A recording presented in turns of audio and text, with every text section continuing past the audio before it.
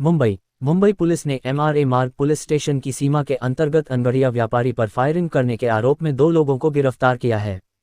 Police मामले में 3 और संदिग्धों की तलाश कर रही है।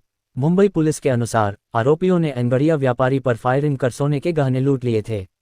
एक अधिकारी ने बताया कि इस मामले में MRA मार्ग पुलिस ने एक आरोपी को गिरफ्तार किया है और क्राइम ब्रांच ने दूसरे आरोपी को गिरफ्तार किया है।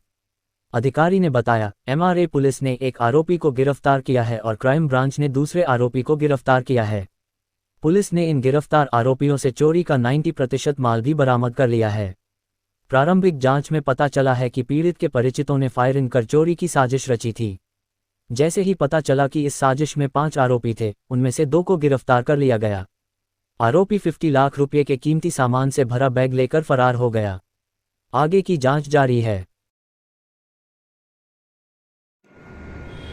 MRA पोलीस स्टेशनच्या अंतर्गत 311 BNS आणि 325 आर्म्स ॲक्ट अशा कलमांन्वये गुन्हा जो आहे तो आज दाखल करण्यात आलेला आहे। यामध्ये फिर्यादीमध्ये साधारण 3 ते 4 आरोपींनी जे विक्टिम आहेत त्यांचं जवळजवळ 47 लाखाचा मुद्देमाल हा चोरून रॉबरी करून नेल्याची घटना घडलेली आहे। तसेच या घटनेच्या वेळी फायरिंग करत एका इसमाला एक इसम यामध्ये जखमीसुद्धा विक्टिम झाला होता।